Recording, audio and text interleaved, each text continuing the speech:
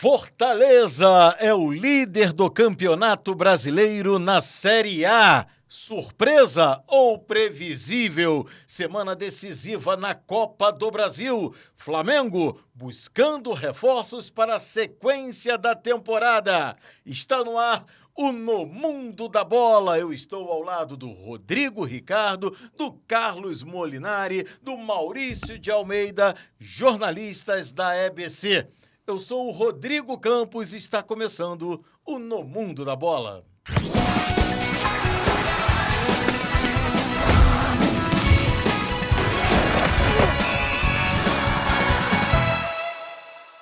E o Fortaleza é o líder do Campeonato Brasileiro. Para muitos, uma surpresa, para outros, pelo retrospecto. Nos últimos anos, pelas últimas campanhas, nada absurdo.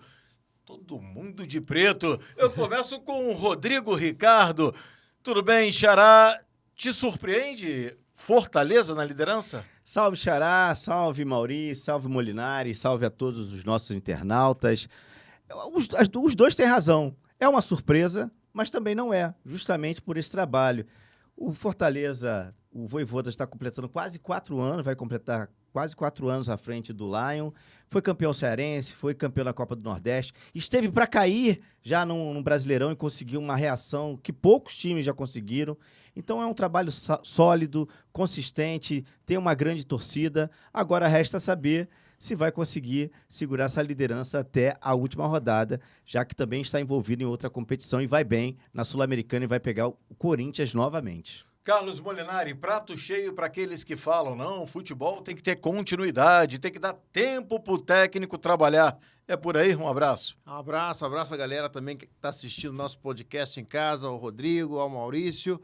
Rapaz, tem que ter continuidade. O Vojvoda 4 anos na equipe, já levou o time ao vice-campeonato da Sul-Americana no passado, agora está na liderança, não perde. Há quantas rodadas já, se a gente for ver aí?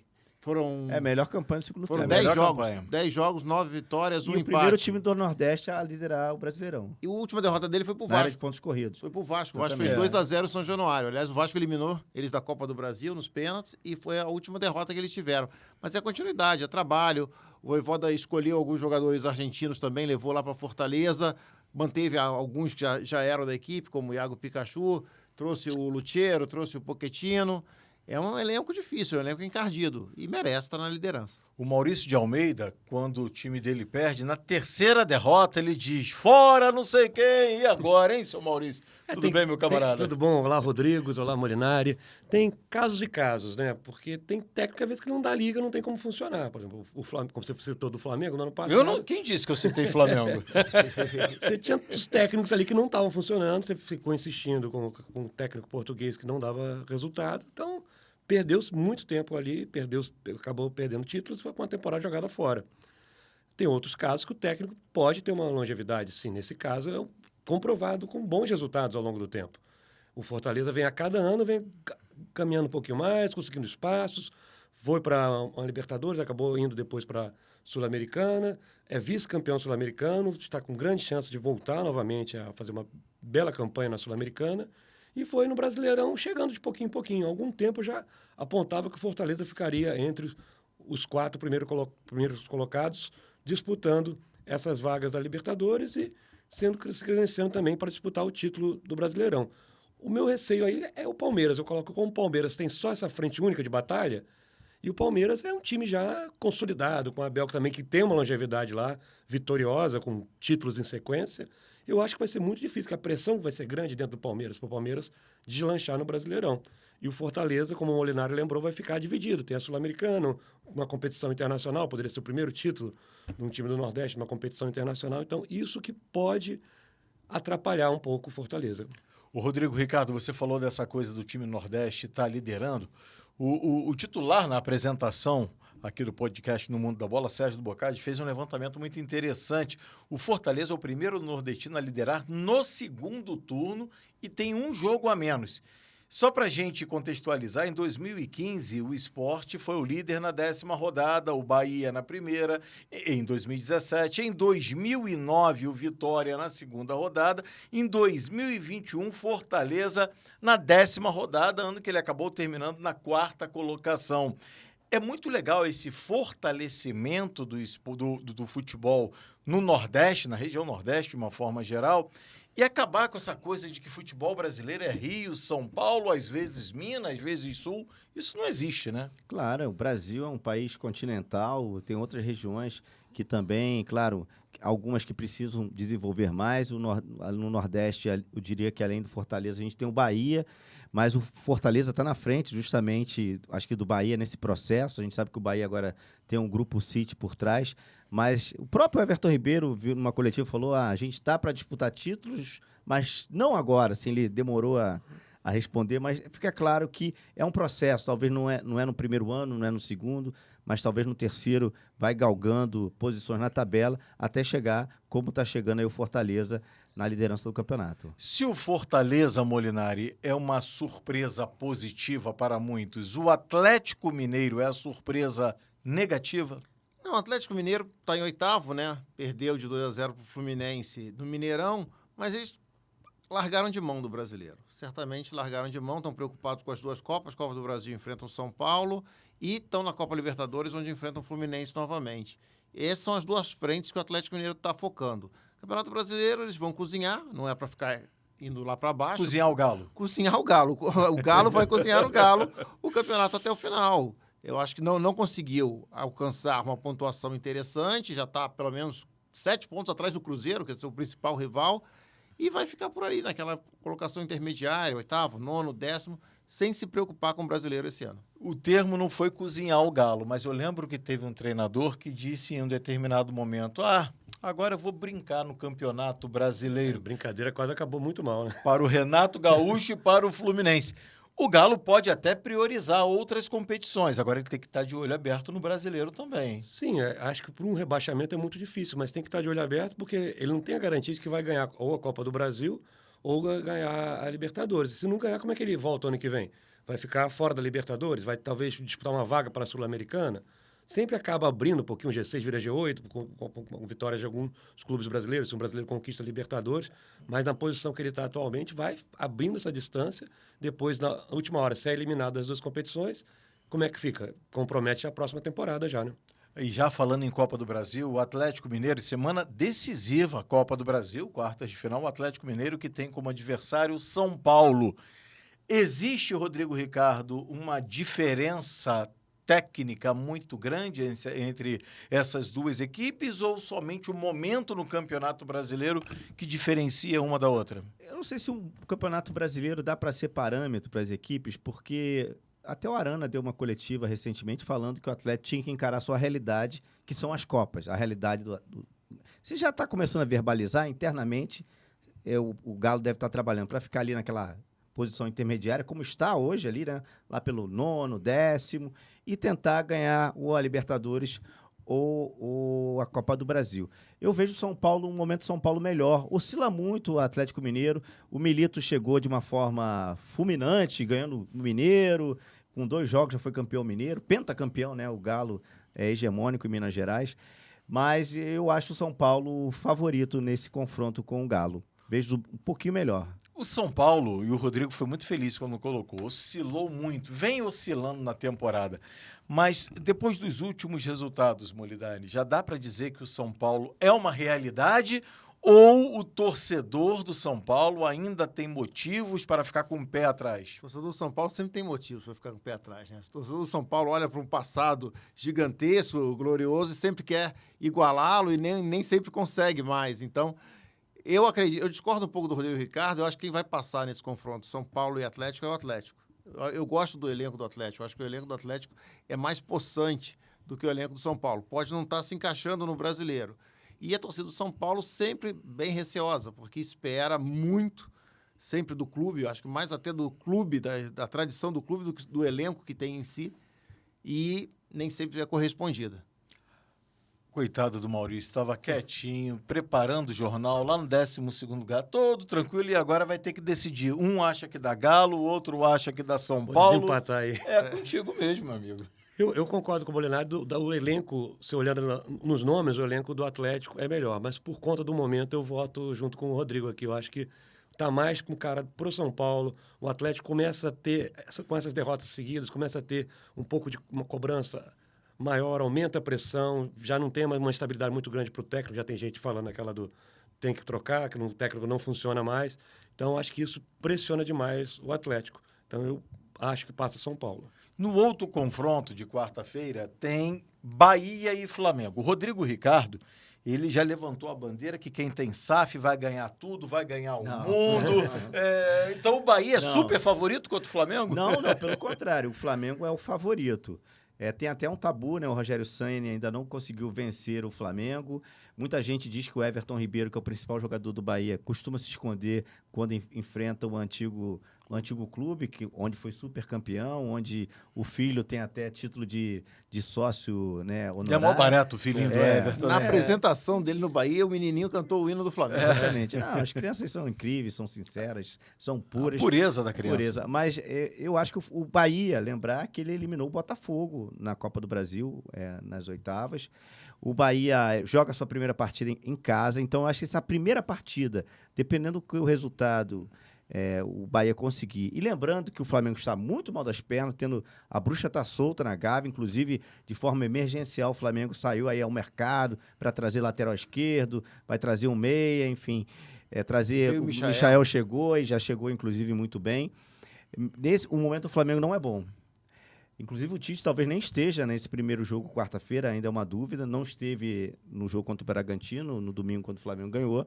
Então o Bahia pode sim surpreender o Flamengo e avançar. Mas o Flamengo é favorito. Flamengo agora contratando Alexandro, bem próximo do Alcaraz, trouxe Michael, que estreou fazendo gol.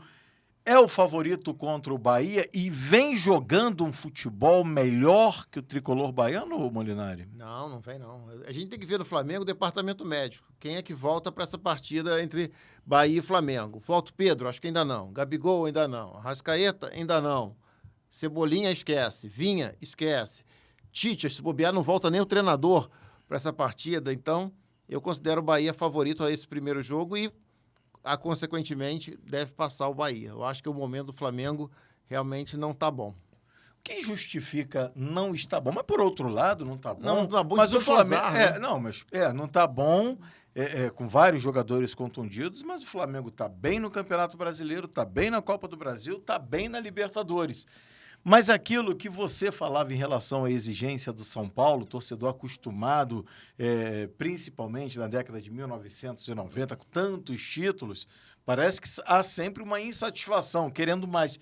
E o Flamengo, principalmente pelas conquistas recentes, e eu digo de 2019 para cá, o Maurício, a torcida não admite só estar bem sem estar jogando bem, só estar bem matematicamente, olhando lá no alto da tabela. A torcida quer sempre mais. Sim, e tá passando sempre um sufoco, né? Passou com um sufoco contra o Palmeiras, tomou uma pressão também lá contra o Bolívar. Foram 2 jogos que o Flamengo ficou assim por um trizinho, 1 milímetrozinho para ser eliminado, com bola na trave. Foram 2 jogos tensos, com o Flamengo jogando de uma forma que irrita muito a torcida, completamente ao padrão do Flamengo, no estilo do padrão Tite, que é apaixonado por zagueiro e cabeça de área. Ele consegue botar todos os zagueiros cabeça de área jogando ao mesmo tempo. Deve ter sido dono de oficina, adora um volante, né? Nossa, e o time, por exemplo, nesse último jogo contra o Bolívar, tudo bem, altitude, você tem que... Estava com resultado favorável, mas ele desfigura completamente o time, perde o meio-campo, e era só o Rossi dando chutão para frente, e a bola pingava e voltava. Não tinha ninguém no meio-campo. O meio-campo acabou. Era só uma grande linha defensiva. Se fosse para os pênaltis, quem ia bater? Se ele tirou os principais jogadores que poderiam ser batedores. Então, o Flamengo passa essa dificuldade de identidade, porque tem um treinador que é contrário à história do clube, de como a torcida gosta de jogar, e o treinador que acaba sendo um pouco teimoso com essa filosofia dele, passou esses 2 jogos, então ele vai insistir, vai botar a quantidade de cabeça de área que ele imaginar. O Alexandre, acho que chega e já, assim que puder jogar, assume a lateral. O Ayrton Lucas realmente está deixando muito a desejar, muitos gols nas costas dele, né? E o Flamengo passa por essa instabilidade, que ele não emplacou diante do elenco que tem, mesmo com os desfalques, esperava-se mais do Flamengo e ele não está entregando. O Rodrigo era um risco previsível, porque a gente conhece bem o Tite. 1-0, excelente vitória, 2-0, goleada, 3-0, feriado mundial. O Flamengo, quando trouxe o Tite, sabia disso também? Não, sabia. Mas eu acho que há um certo exagero. Eu não acho o Tite assim tão retranqueiro. Inclusive, foi com o Tite que o Flamengo goleou o Vasco de 6-2, por exemplo. 6-1. 6-1, perdão. Já criou um golzinho a mais pro Vasco. Diminuiu a vergonha. Mais por culpa do Vasco do que pelo Flamengo também, que foi um time muito desorganizado. Tinha o Mr. Boina chegando, meio que achando Álvaro que Pacheco. De Boina você entende. É verdade. E eu acho que mais o Boina, acho que o Mr. Boina não sabia o peso dessa rivalidade, enfim. Mas eu vi outros jogos que o Tite foi mais ofensivo, colocou o Flamengo. Agora, o Flamengo não contava com tantas contusões ao mesmo tempo. É difícil, né? Ou seja, Arrascaeta, Pedro, Gabigol, todos numa sequência só, quase que simultaneamente. Ainda tem o De La Cruz, que tá bem e amanhã não joga. Joga 3, fica 2 fora. É complicado. Mas, ou seja, ninguém imaginava. Tanto que o Flamengo, ele foi bem parcimonioso. Eu me lembro que no início da temporada contratou só o Nico De La Cruz e o Léo Ortiz, depois de uma novela que se arrastou por um tempo, né? Ou seja, contratações pontuais, porque realmente o Flamengo já tinha um grande elenco. Agora aconteceu, a bruxa resolveu passar lá pela Gávea, todo mundo machucado. Enfim, vamos ver como é que vai ser essa sequência do Flamengo. E precisa contratar mesmo, porque o Flamengo, por exemplo, faz um excelente trabalho na base, acaba de ser campeão mundial no Sub-20. A solução não está em casa não, Molinari? Quem é que vai subir desse time sub-20, né? A gente lembra jogadores formados no Flamengo agora recentemente, a gente lembra o Vinícius Júnior, lembra o Paquetá, o Hugo, que foi o goleiro. Eu não lembro muito de jogadores que depois chegaram ao time titular do Flamengo e permaneceram como titulares por muito tempo. Acaba sendo uma categoria de base que você produz excelentes jogadores, consegue recrutar garotos no Brasil inteiro, mas depois é para vender, né? É para você ter um lucro em cima deles e um lucro quase que imediato, né? E sempre consegue. Sempre consegue. Bons valores. Formado né? no Flamengo, tem um pedigree do Flamengo e acaba negociando esses meninos por milhões de euros rapidamente. O Wesley mesmo quase saiu, né? Bateu na trave, exatamente. Bom, falamos dos duelos de quarta-feira, São Paulo e Atlético Mineiro, Bahia e Flamengo. Na quinta-feira, Vasco da Gama e Atlético Paranaense. O Molinari, você acompanhou da última cercado. vez? Nesse momento eu estou cercado. Não, me parece que se o Vasco jogar o melhor que jogou até aqui, o Atlético jogar o melhor que jogou, o Vasco impressionou um pouquinho mais. Por outro lado, se o Vasco jogar o pior que jogou e o Atlético jogar o pior que jogou, o Atlético está disparado melhor que o Vasco. Qual é a sua opinião? Eu acredito que o Vasco, o primeiro jogo São Januário, Isso. no Caldeirão, o Vasco consegue passar pelo Atlético Paranaense. Não, no Caldeirão, o Vasco foi goleado pelo Criciúma. Não, mas isso era na época, na outra o Ramon época. Dias, O Ramon Dias, era outro Vasco. Agora o Vasco está numa outra sequência, está em outra fase. Eu vejo o Atlético Paranaense, uma equipe que sempre consegue bons resultados, principalmente em Copas.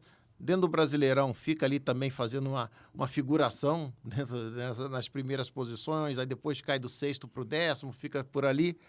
Eu acredito mais no Vasco, nesse duelo. Eu acho que a força do Vasco recente, o Vasco se encontrando recentemente, é um trunfo para passar pelo Atlético Paranaense. Por mais que o Atlético seja quase que se tornou o time copeiro da vez, o Atlético Paranaense, mas eu acredito no Vasco da Gama.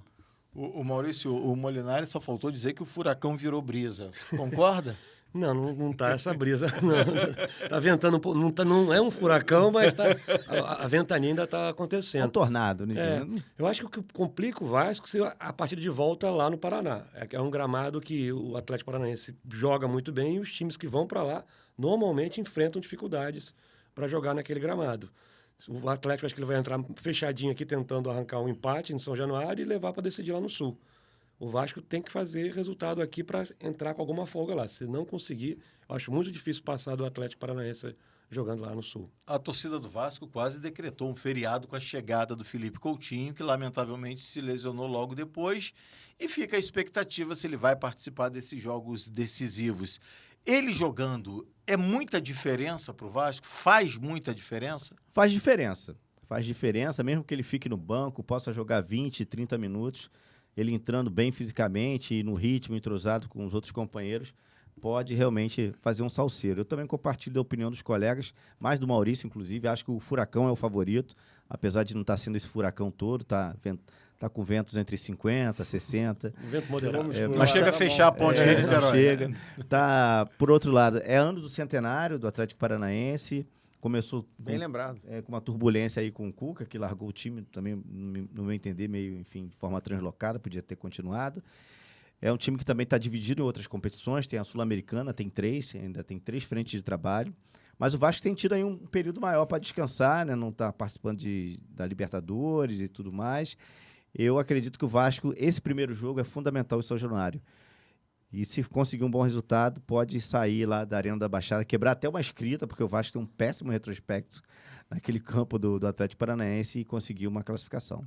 Molinari, você é favorável a ter Payet e Felipe Coutinho no mesmo time ou não? Se não é, no par ou ímpar, quem que você escolhe?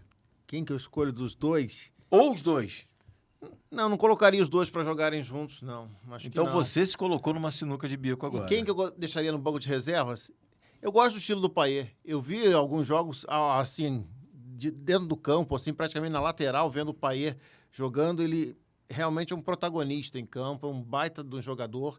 Eu ainda não tive a oportunidade de ver o Coutinho, assim, da linha lateral, ele jogando, ele organizando jogadas. Eu deixaria o Coutinho nesse momento no banco, até por estar se recuperando e tal da lesão, não sei como é que ele está fisicamente nesse momento. Eu botaria o Payet como titular e o Coutinho como reserva nesse primeiro jogo. Vamos ver o que vai acontecer. Payet tá querendo demais? Mais que o Coutinho. Juventude e Corinthians. O outro confronto, Maurício. Corinthians, eu já ouvi alguns torcedores corintianos dizendo o seguinte: esquece esse negócio de Copa. Pensa só no brasileiro para sair da zona do rebaixamento. Tá Concorda? bem complicada a situação do Corinthians no brasileiro. O time até melhorou nas últimas rodadas, está jogando melhor, mas não consegue ter resultado, né? Ele apresenta um futebol melhor, mas continua perdendo. E você tem o Cuiabá que está atrás do Corinthians, mas com 2 jogos a menos. Então você tem uma chance do Cuiabá poder ultrapassar também o Corinthians. Então o brasileiro é bem complicado, tem que ter atenção, porque está acabando, né? Você já virou o segundo turno, está avançando o segundo turno, e o Corinthians sabe bem a dor do rebaixamento. Então, a torcida, com certeza, deve estar com essa preocupação. E o Juventude atravessa uma boa fase, tem feito bons jogos lá em Caxias do Sul. Eu acho que está mais para o Juventude que para o Corinthians. Mesmo tendo Yuri Alberto e Pedro Raul no ataque, Rodrigo? Eu senti uma ironia aí, mas Xará, eu acho que o Corinthians, até falei, há males que vem para o bem. Se o Corinthians for eliminado para o Juventude, vai ser uma boa. Agora, por mais que exista esse discurso da comissão técnica, do Ramon Dias, não, prioridade é tirar o timão do Brasileirão, olha, não dá para negligenciar uma competição como a Copa do Brasil, pelo prestígio, pela premiação, por valer uma vaga direto na Libertadores. Então, os caras vão entrar querendo ganhar, obviamente. Agora, o time do Juventude é osso duro de roer. O Fluminense já experimentou esse gosto amargo, foi eliminado dentro do Maracanã. O Jair Ventura é um técnico bastante pragmático. Ele até brinca que costuma entrar na cabeça dos seus jogadores como estivesse jogando videogame. Enfim, então é um time bastante aplicado na marcação. Acho que o Juventude é o favorito para passar nesse confronto. Nenê pode ser o nome desse confronto? Mas eu tenho visto o Juventude, Rodrigo, eles são muito bons de cabeça, né? Muito escanteio para a área, muitos gols de cabeça que o time do Juventude faz. Não são doentes de pés, não. O time do Juventude é muito bom. O Nenê também, claro, muito bom, já com seus 50 anos. Mas é um time bom. O Juventude impressiona. É o favorito realmente para passar. O Corinthians tem agora o Thales Magno também, a gente não lembrou dele. Já se machucou. No final de semana era Pedro Raul como atacante, depois no segundo tempo entrou o Yuri Alberto. Pedro Raul conseguiu perder um gol. Pedro Raul perdeu um gol sem goleiro, embaixo da trave. A situação do Corinthians é bem complicada. No Brasileiro só fez 4 vitórias em 23 rodadas. O Juventude passa nesse jogo, passa nesse confronto, por mais que o Corinthians tenha uma tradição muito grande em Copa do Brasil também, acho que o Juventude passa nesse confronto. Mas ele não tem um outro lado também? Vou priorizar o Campeonato Brasileiro. Mas perde uma classificação para uma semifinal para o Juventude ou para qualquer outra equipe. Isso não traz um abalo emocional muito grande, não? o Maurício? Depende da forma que acontecer essa derrota. Se for uma derrota assim, disputada ali, pau a pau, por um golzinho de diferença, foi um empate, vai para o pênalti. Se for uma derrota vexaminosa, aquela grande vexame 3-0, 4-0, aí tem um impacto. Certamente a torcida vai ter uma cobrança maior, deve ter a tradicional invasão de centro de treinamento para cobrar, para chamar os jogadores na responsabilidade. Então, o Corinthians tem que entrar, não dá para abrir mão de vez.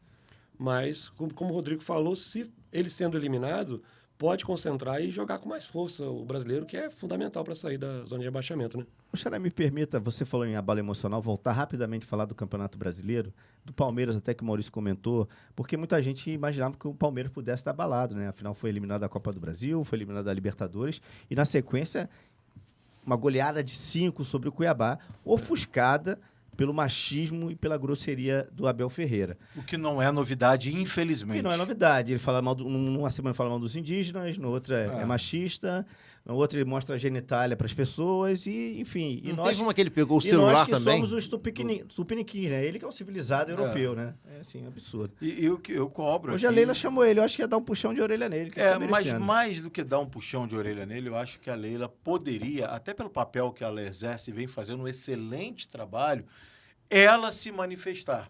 Sim. Porque o pedido de desculpas como mulher, dele... né? Exato, não.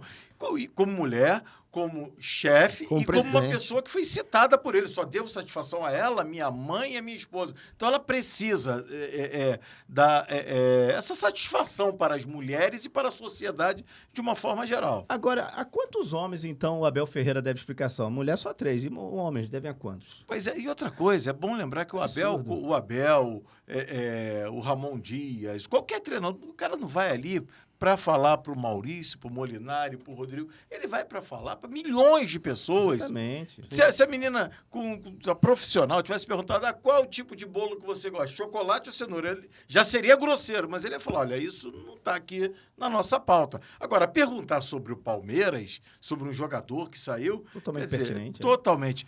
Gente, vamos encerrando, então, mais um podcast no Mundo da Bola. Na próxima edição, já a volta do titular...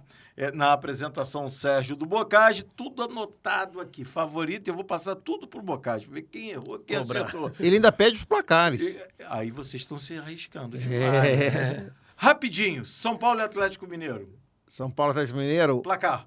1-1. Primeiro jogo. Bahia e Flamengo. 2-0 Bahia.